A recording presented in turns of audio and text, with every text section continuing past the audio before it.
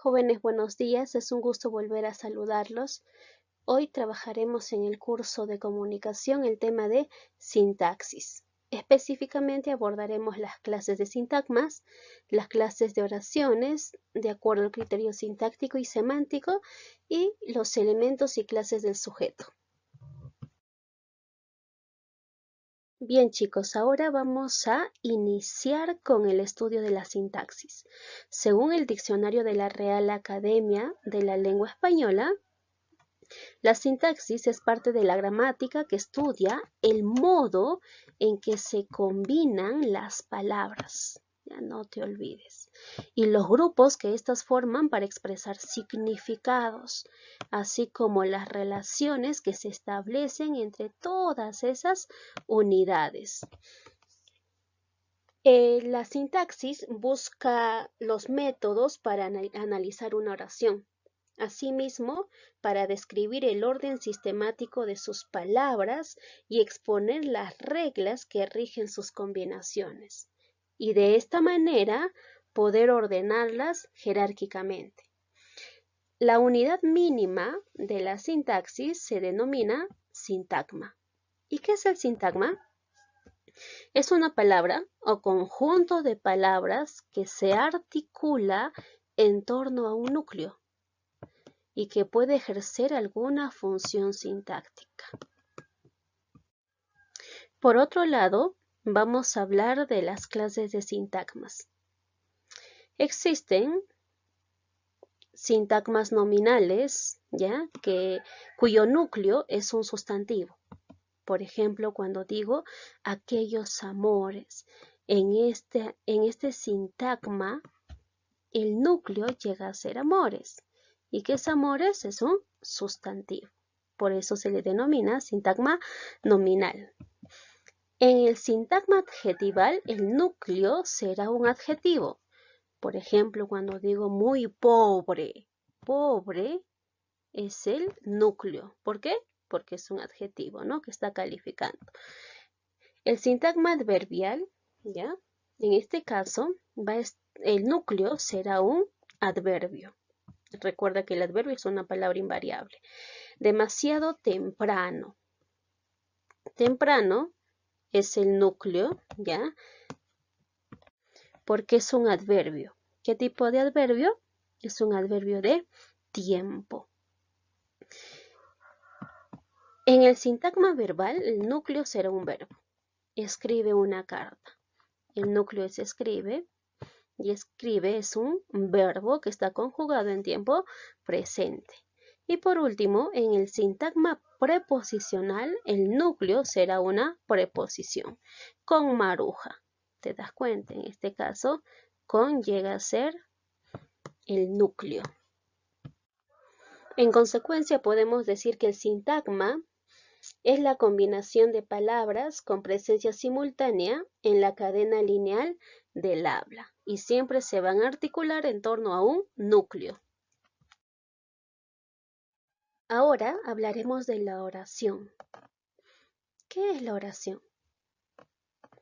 Recuerda, estimado estudiante, que la oración puede ser una palabra o conjunto de palabras con sentido completo. La oración es la menor unidad lingüística, como ya les mencioné, con sentido completo. Es decir, el hablante tiene que comprenderlo en su totalidad. La oración también tiene independencia sintáctica, ya que no existe ningún otro signo que lo conecte con otra expresión, ¿ya? El mismo hecho de tener autonomía sintáctica significa que nuestra oración no está incluida o no forma parte de otra construcción mayor. Por esa razón se dice que es independiente. Y recuerda, ¿cuál es el límite de una oración? Es un punto.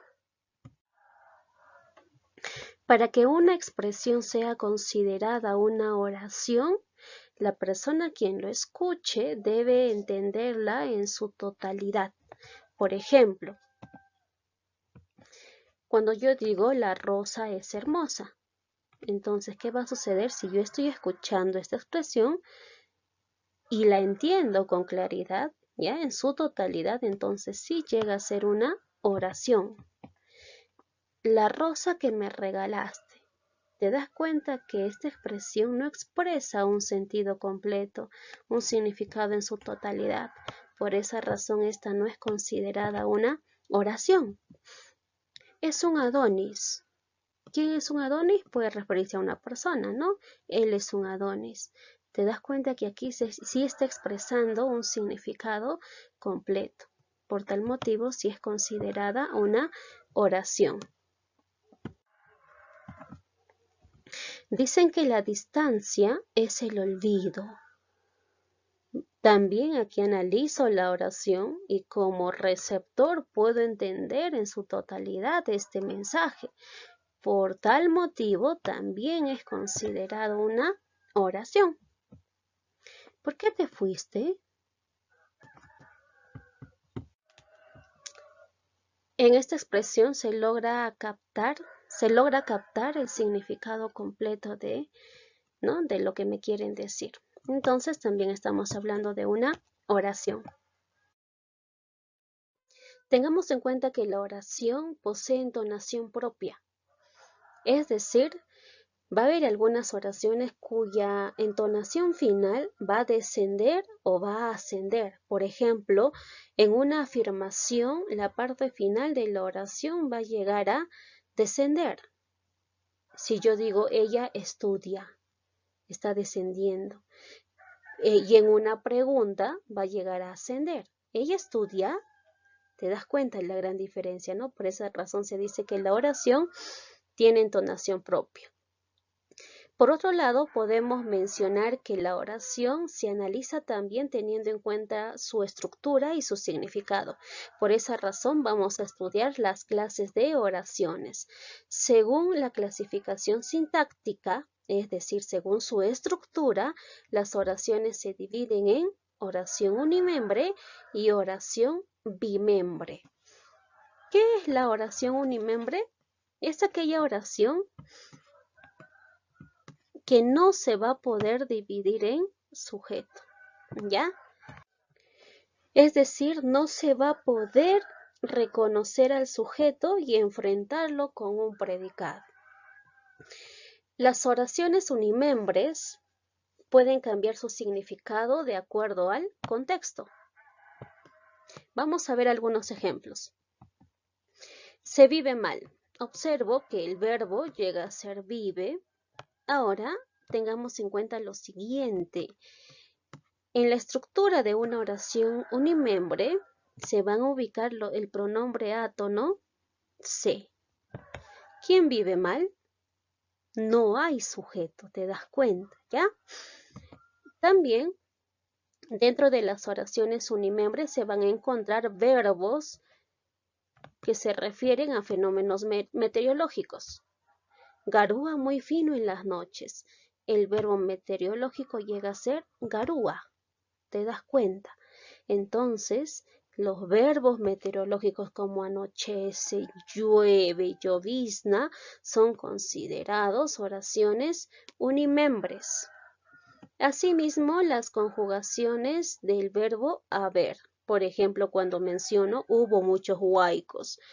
Hubo muchos huaicos. ¿Quién hubo?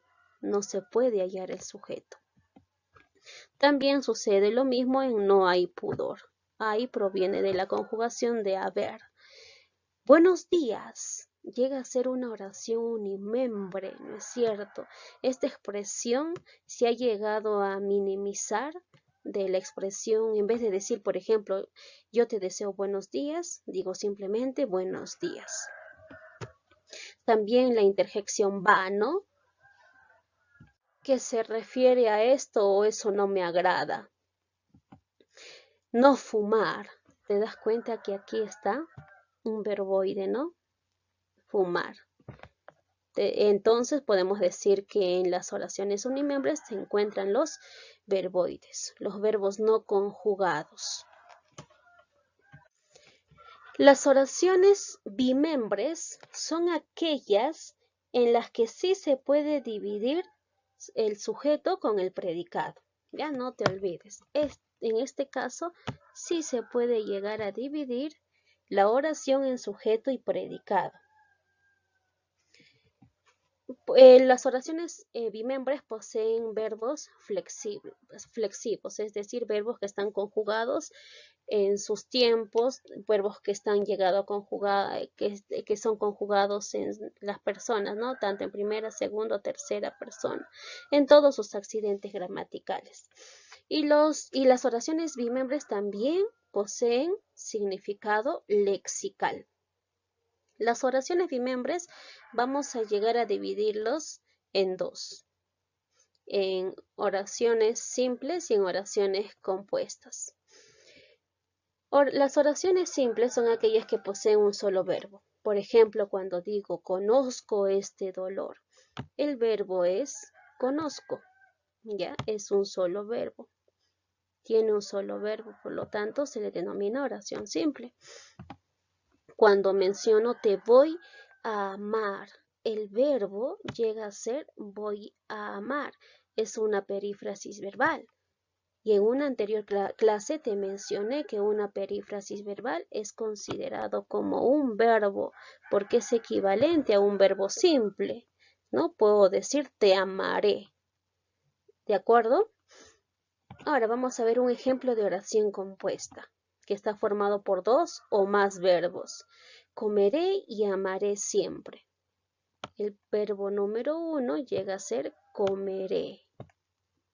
¿Y cuál es el verbo número 2? A ver, chicos, amaré. En este caso hay dos verbos, por lo tanto se le denomina oración compuesta. Según la clasificación semántica, es decir, según su significado, existen oraciones enunciativas. La oración enunciativa es aquella que nos va a dar a conocer una información de manera clara, objetiva o sencilla. Existen dos clases, a una se le denomina afirmativa y a la otra negativa. Por ejemplo, mi compañero es muy bonito. En esta oración estoy afirmando un hecho, ¿cierto? La mayoría de oraciones afirmativas van acompañadas por adverbios de afirmación. Por ejemplo, digo, sí fue de paseo, sí es muy bonito. En cambio, las oraciones enunciativas negativas van a llegar a negar el hecho. Por ejemplo, cuando digo, ella no me quiere. ¿Ya? En este caso, las oraciones negativas irán acompañados de adverbios de negación. Por ejemplo, aquí hay un adverbio de negación que es no. Estos adverbios, tanto de negación como de afirmación, hacen de que el sentido de las oraciones enunciativas cambien por completo. Continuamos con las oraciones interrogativas, que son aquellas que nos dan a conocer una interrogante o una pregunta. Existen dos clases. Las directas son aquellas que están acompañadas por los signos de interrogación. Por ejemplo, ¿por qué ya no me quieres? Es una pregunta directa porque aquí evidenciamos los signos de interrogación, ¿no? ¿Vendrá? A su vez hay dos tipos de preguntas directas, las totales y las parciales. Las totales son aquellas cuando la respuesta simplemente se va a limitar a dos. Va a haber dos respuestas. Bien va a ser sí o no. ¿Ya? Por ejemplo, ¿vendrá? Tu respuesta simplemente se limitará a decir sí o no. En cambio, las parciales sí se va a llegar a dar una respuesta de acuerdo a la intención del receptor, ¿no? Por ejemplo, cuando digo ¿por qué ya no vendrá? Va a establecer una serie de respuestas. No se va a limitar como son las totales. Las indirectas, en cambio, no van acompañadas de con los signos de interrogación. Por ejemplo, dime si aún me quieres. Dime si aún me quieres. En este caso, estoy estableciendo una pregunta indirecta. ¿Sabes quién me engañó? En el primer caso, dime si aún me quieres. La pregunta está iniciando desde el sí, ¿no? En esta conjunción completiva se va a encontrar la pregunta. En cambio, en la siguiente, ¿sabes quién me engañó?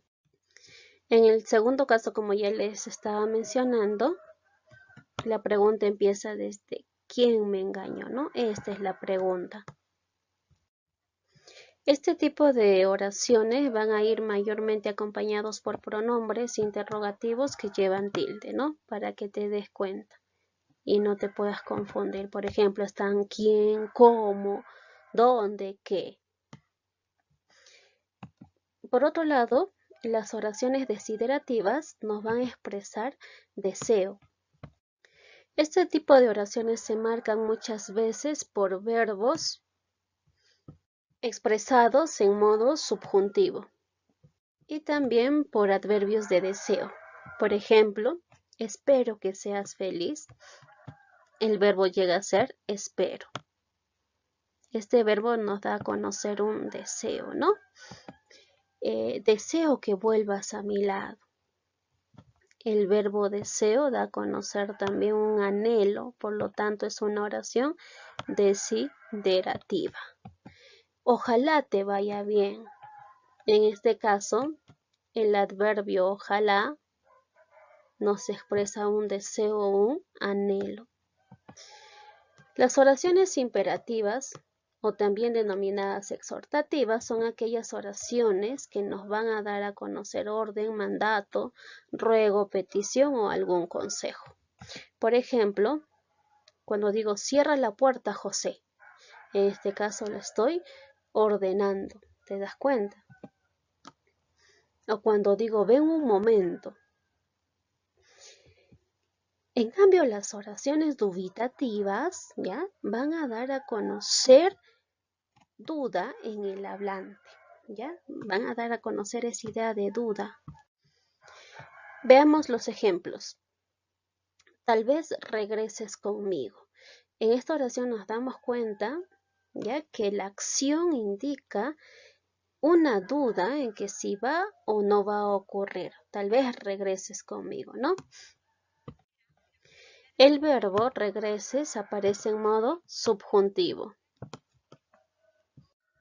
Otra manera para poder reconocer una oración dubitativa es cuando en la oración aparecen palabras o adverbios de duda, por ejemplo, tal vez, quizá, de repente, ¿no? Aquí aparece tal vez. Vamos a la siguiente oración. Quizá lo haga otra vez. Vemos también un adverbio de duda. ¿Cuál es? Quizá. Y el verbo es haga. Continuamos. De repente te busque pronto. Observamos el adverbio de duda de repente. ¿Y cuál es el verbo? Busque, ¿no? Es un verbo que está en modo subjuntivo. Entonces, de esta manera puedes reconocer las oraciones dubitativas. Concluimos con las oraciones exclamativas. Son aquellas que nos dan a conocer los estados de ánimo, ya sea de los estados de emoción, de alegría, de tristeza, ¿no? Por ejemplo, cuando digo auxilio, ¿qué sucede en este caso? Está expresando un estado de ánimo, ¿no? Que es de ayuda, requiere que alguien le ayude porque está en peligro. ¿Cómo te atreves a decir eso? También es considerado una oración exclamativa porque da a conocer mayor énfasis, ¿ya? De esa manera entonces reconozco una oración exclamativa.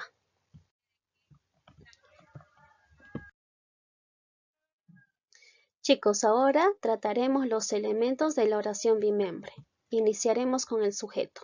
El sujeto recibe varias definiciones, pero la principal es la siguiente.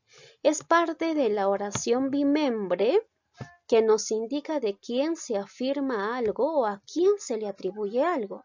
El sujeto puede ser una persona de quien yo hablo en el predicado, puede ser un animal, que describo en el predicado, también puede ser una cosa, ¿no? Referido a un objeto, o también puede ser un tema. ¿Y cómo reconozco el sujeto en una oración? Vamos a seguir 3 pasos para poder identificar el sujeto. Lo primero que debes hacer es hallar el verbo. En este caso el verbo principal y debe ser personal.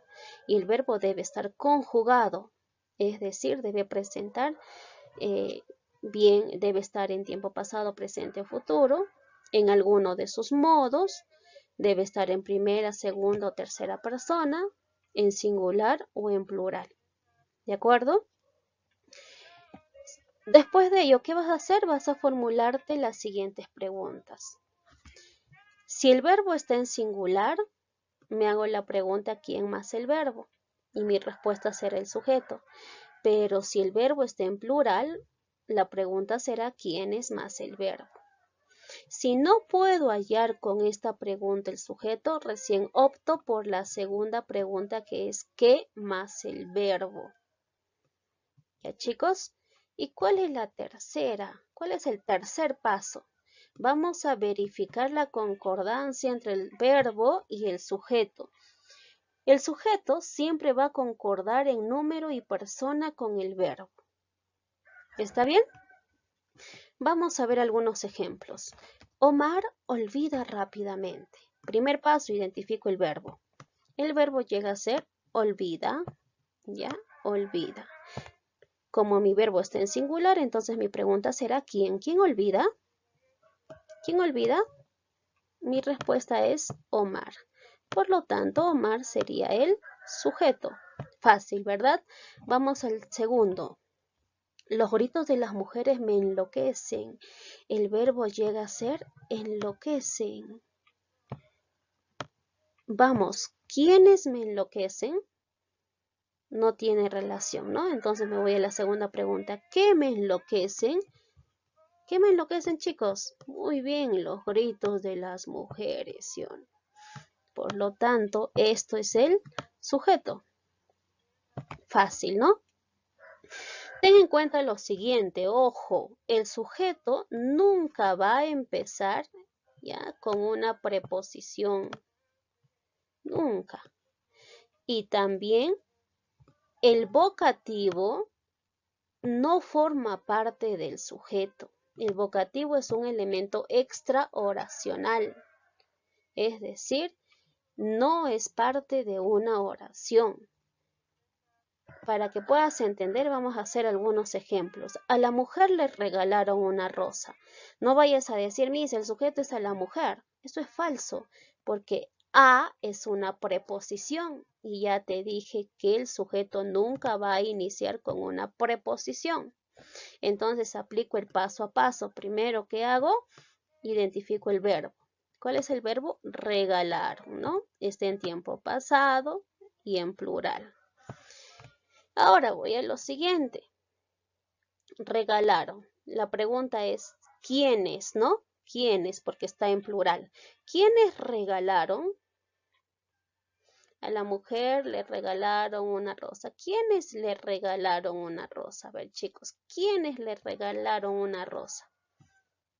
¿Quiénes?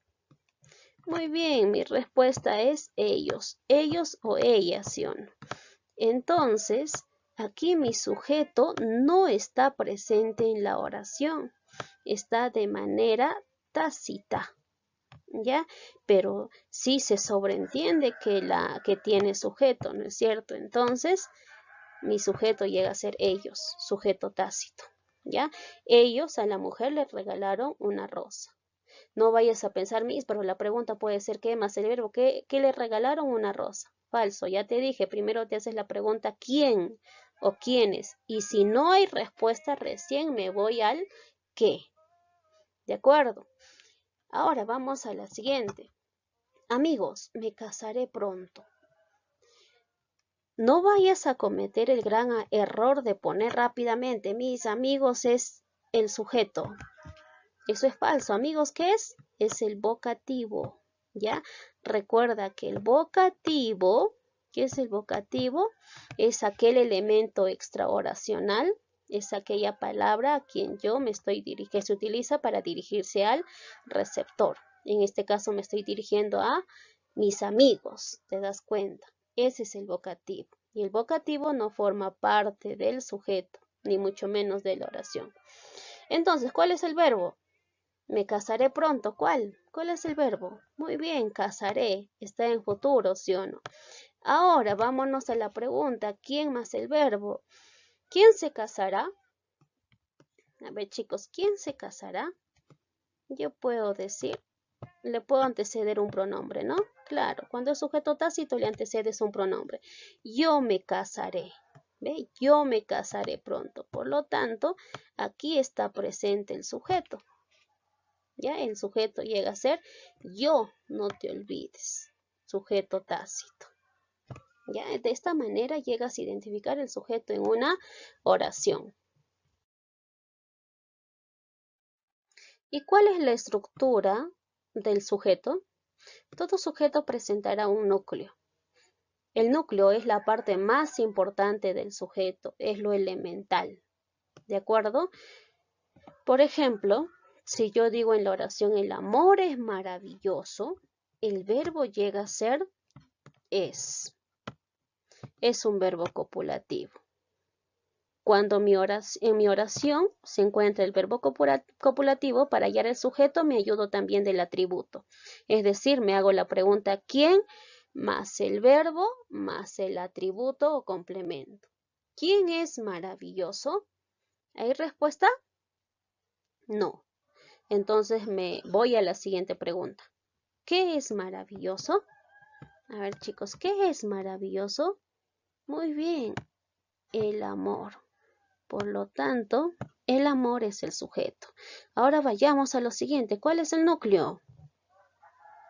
Excelente. El núcleo del sujeto sería amor. ¿Ya? ¿Por qué este es el núcleo? Porque es la parte más importante. Aparte de ello, porque es un sustantivo. El núcleo también puede ser un adjetivo. El ocioso no quiso cambiar de vida.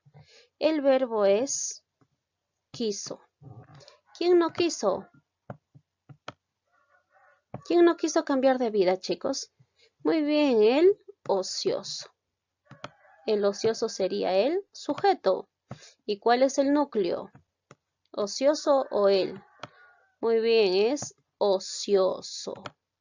Y ocioso es un adjetivo. ¿De acuerdo? El núcleo del sujeto también puede ser un pronombre. Por ejemplo, cuando digo yo te quiero. El verbo es quiero. ¿Quién te quiere? Yo. Muy bien, yo es el sujeto. A su vez, yo llega a ser el núcleo del sujeto. ¿Por qué? Porque es un pronombre. El núcleo del sujeto también puede ser un infinitivo. Recuerda que los infinitivos se acaban en ar, er, ir. Trabajar te hará más responsable. ¿Cuál es el verbo? Hará. Está en tiempo futuro, ¿no? ¿Quién te hará más responsable? No hay respuesta, ¿verdad? Entonces me voy a la siguiente. ¿Qué te hará más responsable? ¿Qué? Muy bien, trabajar. Trabajar es el sujeto. Por lo tanto, trabajar es un infinitivo y es el núcleo del sujeto. El núcleo del sujeto también puede ser un adverbio. El ayer no te interesa. Miren, el ayer no te interesa. Observamos que el verbo es interesa. ¿Qué no te interesa? El ayer. El ayer sería el sujeto. Ya, el ayer sería el sujeto. ¿Y cuál es el adverbio? A ver, vayamos. El adverbio es ayer. Es un adverbio de tiempo. Vamos al último. El núcleo también puede ser una posición subordinada sustantiva. Por ejemplo, quien acaba de llegar es hermosa. Vamos, el verbo es. ¿Quién es hermosa? Quien acaba de llegar. Todo este es el sujeto. Por lo tanto, Toda esta proposición subordinada sustantiva también es núcleo. Recuerda lo siguiente, el adverbio va a funcionar como núcleo del sujeto cuando le antecede un artículo, un determinante artículo, el ayer. ¿Te das cuenta? Ahora, lo mismo sucede aquí. El adjetivo va a funcionar como núcleo cuando le antecede también un artículo. El ocioso, el hábil, el feo, el inteligente, la mañosa. ¿Te das cuenta? En ese caso recién va a funcionar como núcleo del sujeto, porque el adjetivo también puede funcionar como modificador directo. Ya, ten en cuenta ambos criterios. Continuamos con los modificadores. El modificador directo se une al núcleo del sujeto sin estar encabezado por ninguna preposición. Ya no va a tener ninguna preposición, va a unirse directamente al núcleo del sujeto. Lo puede constituir un artículo, un determinante, un adjetivo, una proposición subordinada adjetiva o una frase adjetival. Veamos los ejemplos. El alumno hábil ganó el concurso. El sujeto llega a ser el alumno hábil. Ahora vayamos al núcleo. ¿Cuál es el núcleo del sujeto? El sustantivo alumno. Este es el núcleo del sujeto. Ahora vayamos a él. ¿Qué llega a ser él? A ver, chicos, analicemos. ¿Qué es él? Es un artículo, ¿sí o no? Muy bien, por lo tanto, como es artículo, va a funcionar como modificador directo. ¿Pero por qué? Porque va unido directamente al núcleo del sujeto. Ahora, ¿qué llega a ser la palabra hábil? ¿Qué es hábil? Muy bien, es un adjetivo. Recuerda que los adjetivos también funcionarán como modificador directo. Este alumno hábil ganó el concurso. El sujeto llega a ser este alumno hábil. Ahora vayamos a identificar el núcleo del sujeto. ¿Cuál es la palabra más importante? Alumno. ¿Ya? Este es el núcleo. Ahora vamos a la palabra este. A ver, chicos, ¿qué llegaría a ser este? Es un determinante demostrativo, por lo tanto funciona como MD. ¿Ya? Los determinantes funcionan como MD. Hábil. ¿Qué llega a ser la palabra hábil? Muy bien, es un adjetivo. Por eso también funciona como MD. El alumno que era hábil ganó el concurso. El sujeto llega a ser el alumno que era hábil. ¿Quién ganó el concurso? El alumno que era hábil.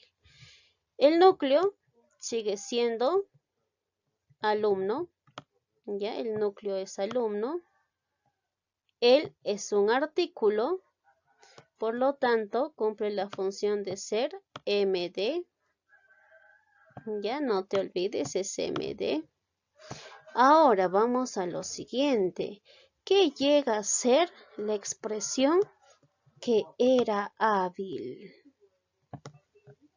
Muy bien, es una proposición subordinada adjetiva. Por lo tanto, va a funcionar también como modificador directo. ¿Ya? El alumno más hábil ganó el concurso. ¿Cuál es el sujeto? El alumno más hábil. El núcleo sería alumno. ¿Ya? Este es el núcleo. Él es un artículo. Por lo tanto, funciona como MD, modificador directo. ¿Cierto, chicos? Ahora, ¿qué llega a ser más hábil? Más hábil es una frase adjetival, ¿te das cuenta?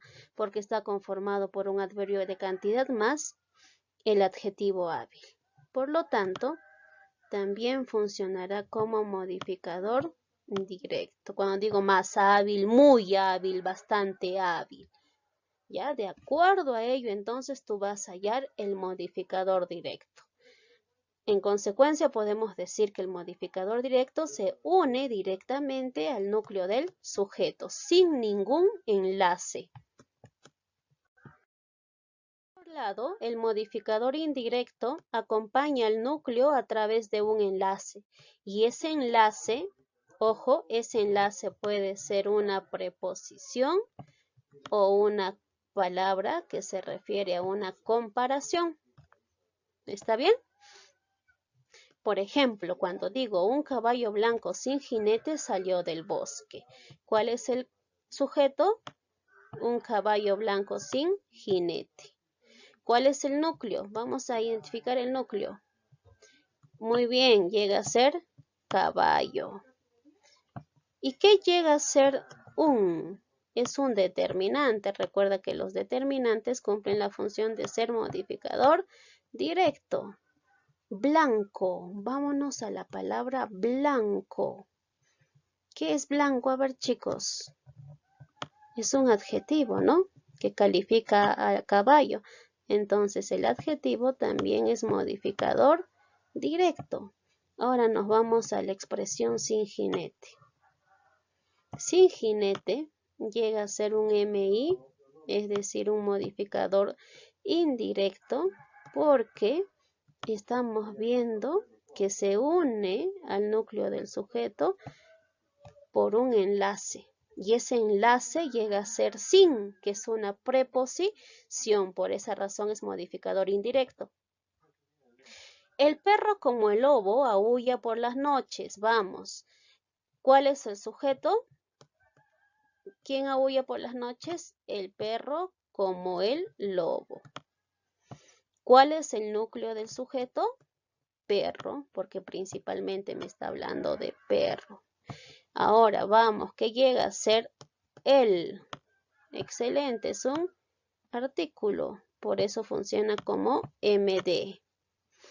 Y la expresión como el lobo, ya es una comparación, porque está la palabra como. Por esa razón funcionará como MI. Ahora la posición. ¿Qué es la posición? La posición equivale al núcleo del sujeto. Amplía el significado del mismo, es decir, amplía el significado del núcleo del sujeto. En pocas palabras podemos decir que la aposición es lo mismo que el núcleo del sujeto, nada más que con otras palabras. ¿De acuerdo? Existe la posición explicativa que aparece entre comas. Por ejemplo, cuando digo, Victoria, la alumna más sexy, dirige un extraordinario salón. ¿Cuál es el sujeto? ¿Quién dirige un extraordinario salón? ¿Quién dirige? Victoria. A ver, chicos, un momento, se me pasó. ¿Quién dirige? Victoria, la alumna más sexy, ¿no? En este caso estamos viendo que está especificando. Ahora, la idea del núcleo. ¿Cuál es el núcleo del sujeto? Victoria. De ella me habla principalmente. ¿Ya? Este llega a ser el núcleo del sujeto. Ahora, la alumna más sexy llega a ser la posición porque está entre comas. Ya, este es la aposición, no te olvides. ¿Por qué esa posición explicativa? Porque está entre comas. Y está explicando la idea del núcleo del sujeto. ¿Quién es la alumna más sexy? Victoria. En cambio, la aposición especificativa es aquella en la que no va a aparecer comas. Por ejemplo, tu prima Dominga me enloquece con cada palabra que dice. ¿Cuál es el sujeto? Chicos, ¿cuál es el sujeto? Tu prima Dominga. Muy bien, tu prima Dominga es el sujeto. Ahora vamos al núcleo. ¿Cuál sería el núcleo? ¿Prima o Dominga? Muy bien, la palabra más importante es prima. Ya, prima es la palabra más importante. ¿Y Dominga qué sería? ¿Qué sería Dominga? Muy bien, es la aposición. ¿Por qué es la aposición? Porque repite la misma idea del núcleo del sujeto. ¿Quién es Dominga? ¿Quién es Dominga? Tu prima. ¿Te das cuenta? En este caso, la posición especificativa, como ya te mencioné, aparece sin comas. Y chicos, a ver, recordando, ¿qué llega a ser tú? Es un determinante demostrativo, no, sino posesivo. Por lo tanto, como es determinante, será MD. De esta manera, entonces, identificamos los elementos del sujeto. Para concluir, vamos a trabajar las clases de sujeto. De acuerdo al criterio, a los siguientes criterios: por su presencia, por el número de núcleos, por sus modificadores y por la acción. ¿Ya? Por su presencia se dividen en sujeto expreso y sujeto tácito. En el caso del sujeto expreso, el sujeto va a estar escrito en la oración, va a estar presente. Por ejemplo, cuando digo, tu vecina camina lentamente. ¿Cuál es el sujeto? Muy bien, el sujeto llega a ser tu vecina. El sujeto está escrito en la oración. En cambio, en el sujeto tácito, ¿ya? El sujeto no va a estar presente en la oración, pero sí lo voy a sobreentender. Por ejemplo, cuando digo, eres mi única pretendiente de este año. ¿Quién es mi única pretendiente? Tú, ¿verdad? Entonces, tú, ¿ya? Tú sería el sujeto. ¿Pero qué sujeto? Sujeto tácito, ¿ya? Porque no está escrito en la oración, sino lo sobreentiendo. Ahora, los sujetos tácitos son los famosos pronombres. Siempre a la oración se le debe anteceder un pronombre, si en caso es sujeto tácito. Por el número de núcleos, existen sujetos simples que están formados por un solo núcleo. Por ejemplo, Ricky trabaja por la Avenida Real. El sujeto llega a ser Ricky. Y si mi sujeto es Ricky, ¿cuál es el núcleo? El núcleo a su vez llega a ser Ricky. Un solo núcleo. ¿Te das cuenta? Un solo núcleo tiene. En cambio, en los sujetos compuestos, ¿ya? Van a presentar dos o más núcleos. Por ejemplo, cuando digo Jorge y José viajarán juntos a España. El sujeto es Jorge y José. ¿Y el núcleo cuál sería? Me habla de dos elementos importantes. De Jorge, aparte de José. ¿Cuántos núcleos tiene? Dos. Por eso es sujeto compuesto. El sujeto incomplejo no tiene modificadores indirectos. Tampoco va a tener aposiciones. ¿De acuerdo? Por ejemplo, cuando digo la chica alta te dará lo que le pediste. El sujeto llega a ser la chica alta. ¿Cuál es el núcleo? Chica. ¿Ya? La que llega a ser es un artículo, por eso es MD. Ahora vamos a lo otro. Alta es un adjetivo. Los adjetivos cumplen la función de ser también MD. ¿Tiene modificador indirecto? No. ¿Tiene aposición? Tampoco, por eso es un sujeto incomplejo. Los sujetos complejos son aquellos que presentan modificador indirectos y también pueden presentar aposiciones. Por ejemplo, digo, cielo, la estudiosa, no me cae. El sujeto llega a ser cielo, la estudiosa, ¿cierto? Ahora vamos, ¿cuál es el núcleo? Cielo. ¿Y qué llega a ser la estudiosa? Va entre comas, es una aposición. En este caso es una posición explicativa. Presenta aposición, por eso es sujeto complejo. El sujeto activo es aquel sujeto que realiza la acción del verbo. Por ejemplo, digo, el perro mordió a David. ¿Quién mordió a David? El perro. En este caso, ¿quién está realizando la acción? El perro. ¿Ya? El perro realiza la acción. En cambio, en el sujeto pasivo, el sujeto no va a realizar la acción, sino va a recibir la acción. David fue mordido por el perro. ¿Cuál es el sujeto? El sujeto llega a ser David. En este caso, David no está realizando la acción, sino está recibiendo la acción. ¿De acuerdo? Mayormente, los sujetos pasivos están formados por el verbo ser más el participio. ¿Ve? ¿Te das cuenta? Miren, fue proviene del verbo ser y mordido es un participio porque termina en ido. Los participios terminan en ado, ido, tos, ocho. Chicos, les agradezco por seguir dando de su parte en estas clases virtuales. Antes de culminar, voy a leer un versículo bíblico que se ubica en Salmo 119, versículo 9. ¿Cómo puede el joven llevar una vida íntegra viviendo conforme a tu palabra? Analiza la siguiente pregunta. ¿Te comportas de acuerdo a lo que dice la sociedad o buscas agradar a Dios? Vive una vida íntegra conforme a la palabra. Interésate en saber lo que Dios espera de ti en cada situación.